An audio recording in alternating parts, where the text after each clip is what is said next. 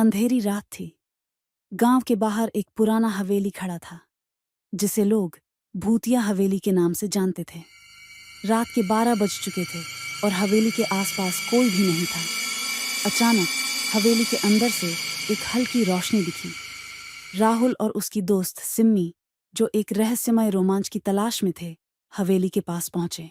क्या तुम सच में अंदर जाना चाहते हो? सिम्मी ने डर के साथ पूछा। राहुल ने आत्मविश्वास से कहा, हाँ, हमें पता करना होगा कि आखिर वहां क्या है। दोनों हवेली के दरवाजे पर पहुंचे।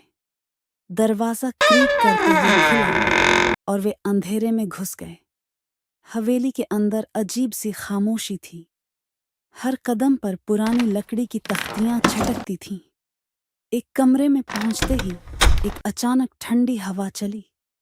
राहुल ने कहा, सिम्मी, तुम देख रही हो हवा इतनी तेज क्यों हो रही है? सिम्मी ने सिर झुका लिया और डरते हुए कहा। शायद हमें लौट जाना चाहिए। तभी कमरे की दीवार पर एक अजीब छाया नाचती दिखाई दी। ये क्या है? राहुल ने फुसफुसाते हुए पूछा। छाया धीरे धीरे आकार ले रही थी, एक पुरानी महिला की शक्ल में। महिला ने धीरे धीरे कहा, मुझे यहाँ कैद कर दिया गया है, तुम्हारी मदद चाहिए।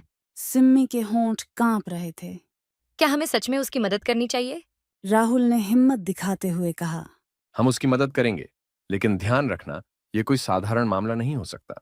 जैसे ही वे महिला की ओर बढ़े, हवेली की सभी लाइटें एक साथ जल उठीं और कमरे की दीवारें अचानक हिलने लगीं। हमें जल्दी करना होगा।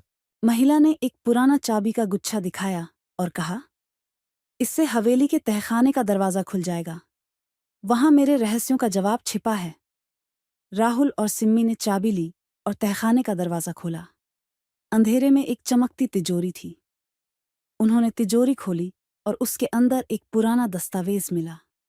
दस्तावेज में लिखा था, यह हवेली एक जादुई शक्ति से बंधी है।